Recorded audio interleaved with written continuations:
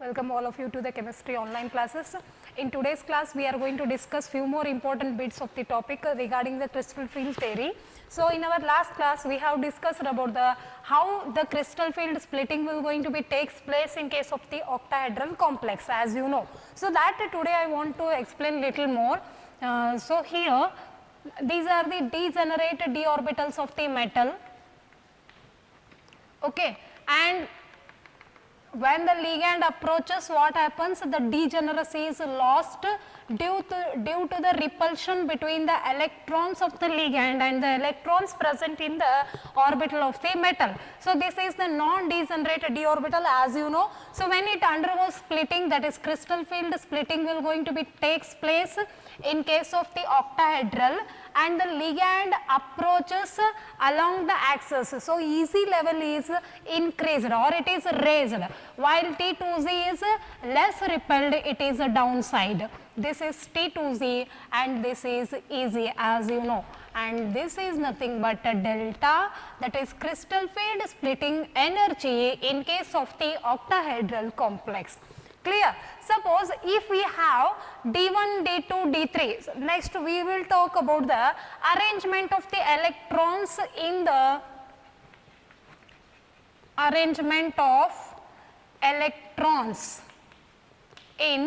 octahedral complex.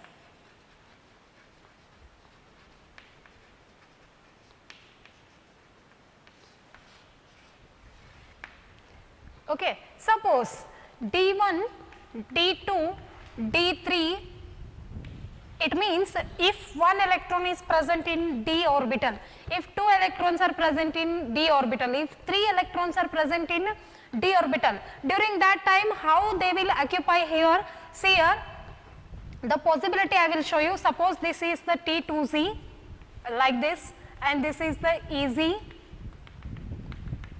this is for D1. This is for D1 I am showing now, and this is for D2, we will go later, and this we can take here like this, and this is for D3.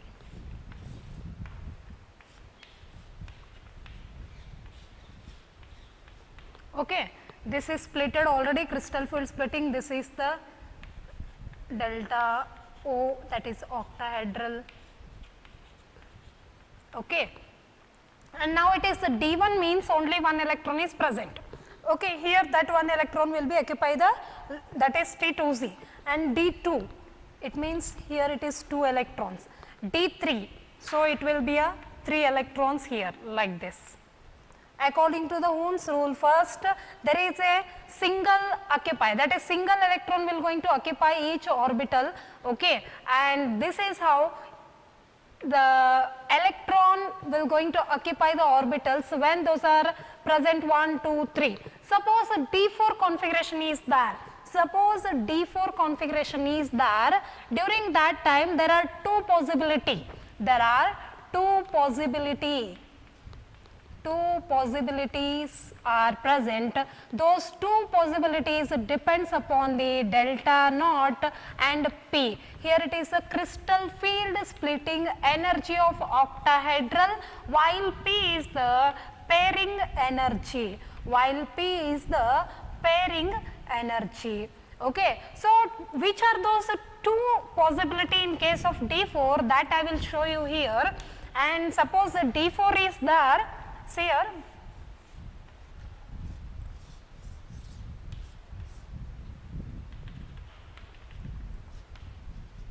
T2Z, EZ. Here, one possibility. First, D4 I am writing now, D4, 1, 2, 3, and the pairing here only occurs, and the pairing will going to be occur here only. Suppose it means it is how it is, T2Z are having 4 electron and EZ is empty. Okay, and this is delta naught, and here the delta naught is greater than the pairing energy. Delta naught is greater than the pairing energy. So where there is a pairing, when pairing will going to be takes place, usually strong field ligand is present. So this happens when the ligand is a strong field ligand. Okay, and then as the ligand is a strong field ligand, there is a formation of the low spin complex. There is a formation of the low spin complex will going to be takes place. Are you getting what I am telling? Two possibility are there. One more possibility, there is a occupier of electron even to the easy level. How even it will be occurs towards the easy level? See here, this is T2Z and this one is easy level. Okay, 4 electron I want to distribute. First you think of 3 electrons are occupied here and 1 more electron is there in the easy level. 1 more electron is there in the easy level, and here we can write this as a T2Z.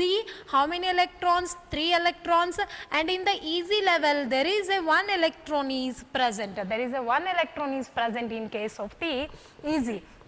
And then here the delta naught, that is the crystal field splitting energy, is lesser than pairing energy. So as there is a pairing is not there, means there is a weak field ligand is present or weak ligand is present. Okay. And then here we are going to get the high spin complex.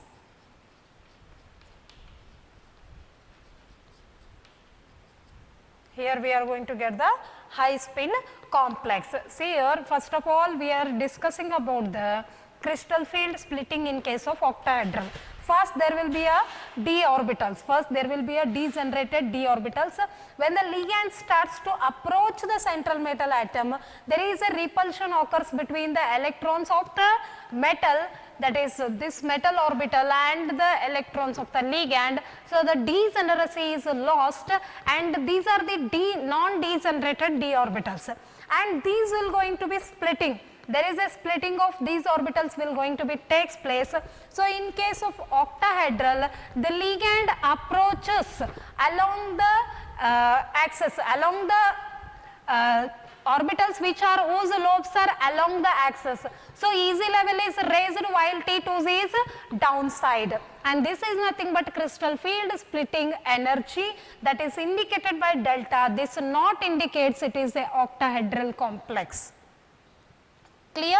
And then suppose we are discussing about the arrangement of the electron in the octahedral complex. Suppose 1, 2, 3 many, it means 10 electron is the capacity of d orbital, that you know. Suppose 1 electron is there, 2 electron is there, 4 electron is there, 5, 6, 7, so on. If many electrons will be there, how exactly it, there is a orbital filling, how it will going to be takes place, that I am explaining. Okay, and suppose D1 is there, 1 electron will be here, and D2 is there, 2 electrons will be there. These are the T2Z level, and while this one is the easy level, upside is easy, T2Z. Okay, and then if D4 is there, during that time 2 possibilities will going to be takes place. 2 possibilities will going to be takes place. Those 2 possibilities depends upon the, one is crystal field splitting energy in case of octahedral, that is delta naught, and the pairing energy P. Suppose the delta naught is greater than P, during that time the strong field ligand will be there. It will going to be form a low spin complex.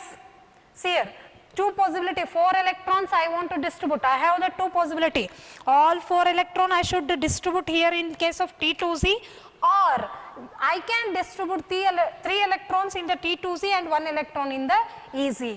Suppose if I am distributing these all electrons in the T2Z level, means it will be a strong field ligand. Strong field ligand can able to do such a arrangements, and it will going to form the low spin complex.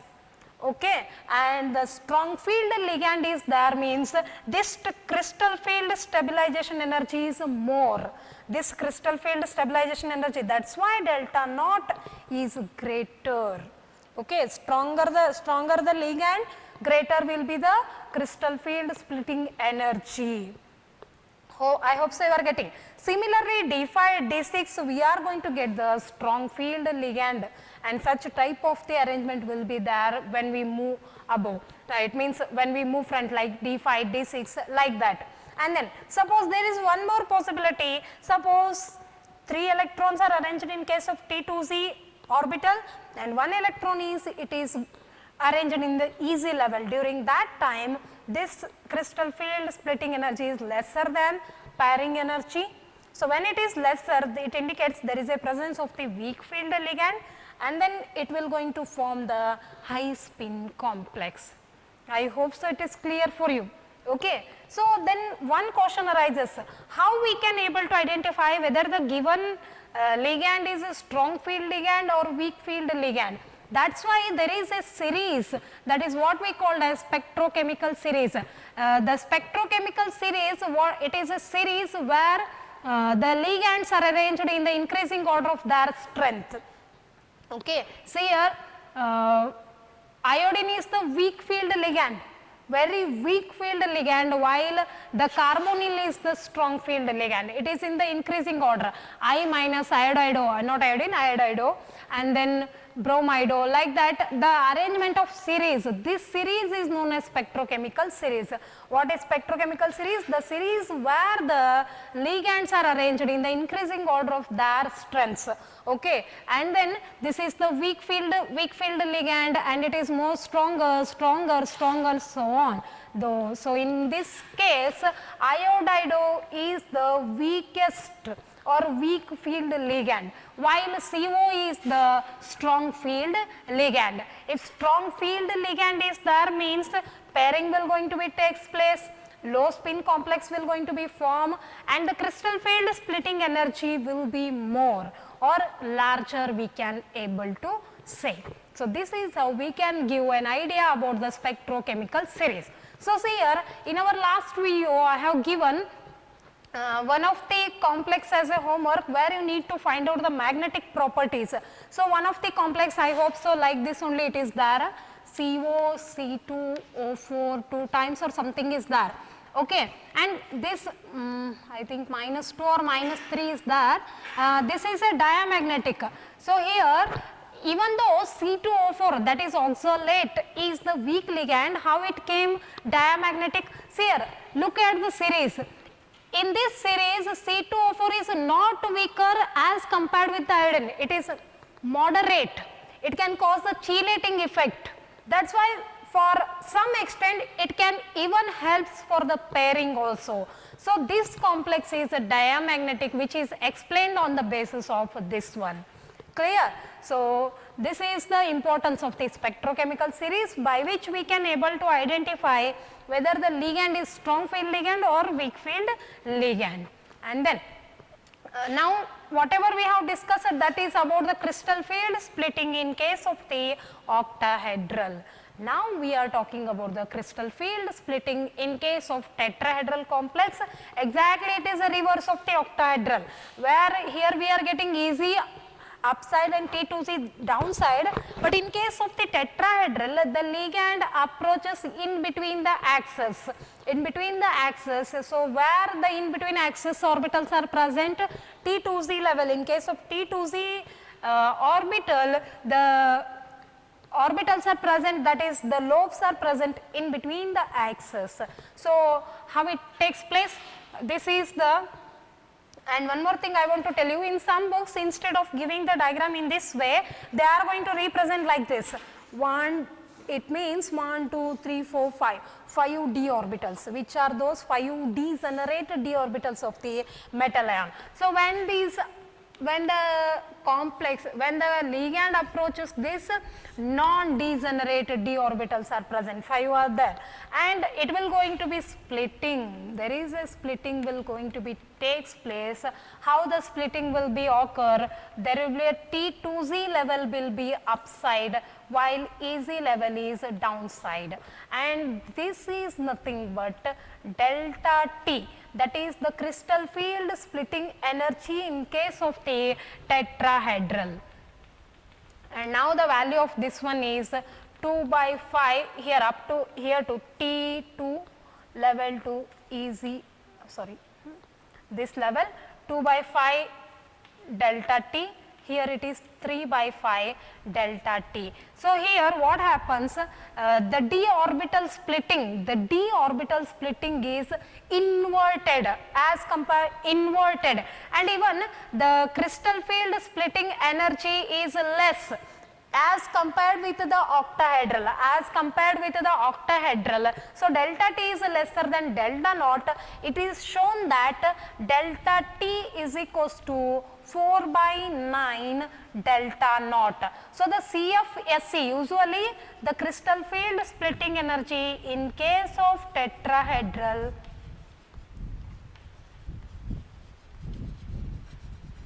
is less, and these form the high spin complex.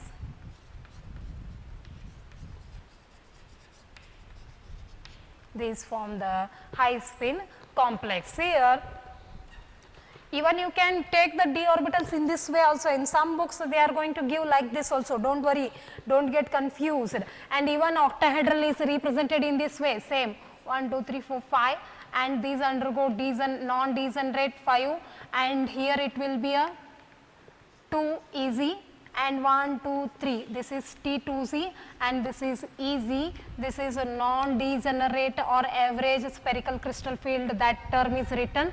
These are the degenerate orbitals of the metal. In some books such a diagram will be given, don't get confused.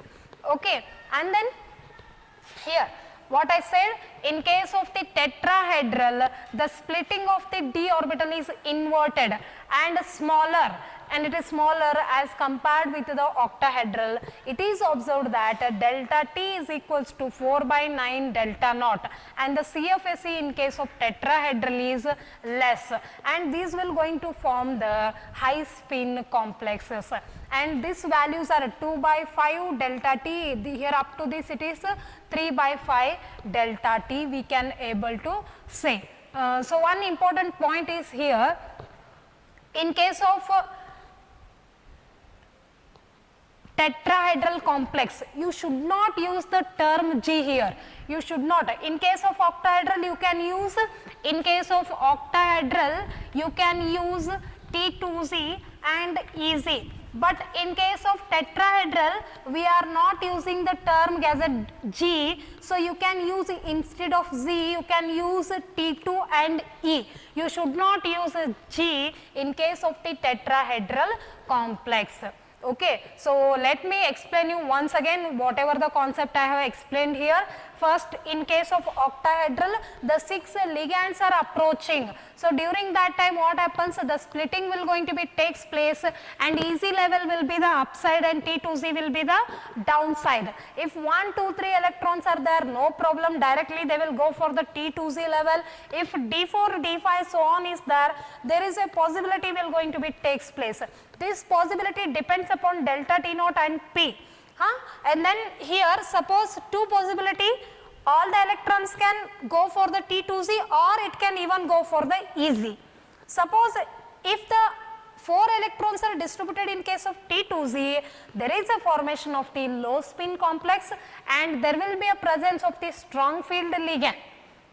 Okay. Suppose one of the electron is jumped to the EZ, means it will be a weak field ligand, it can form the high spin complex. And then one more thing, how we can able to find out strong field ligand and weak field ligand, there is a series they have given which they have already given, no need to worry about it, only you just remember it in order to make sure while calculating its magnetic property, and while solving the VBT you need to know whether it is given ligand is strong field or weak field, that is known with the help of this series. This series is nothing but spectrochemical series, and stronger the ligand, that is the strength of the ligand, more will be the crystal field splitting energy. This splitting energy will be more when the ligand is strong. Okay. Now, let us go for the crystal field splitting in case of tetrahedral complex. When it is a tetrahedral complex, you should not use the term Z. Okay, you can use only T2 and E terms. And here what happens, again same, the metal will going to have the d orbitals and it undergoes the degeneration, that is non-degenerated d orbitals are formed. When it is a tetrahedral, during that time the ligand approaches in between the axis.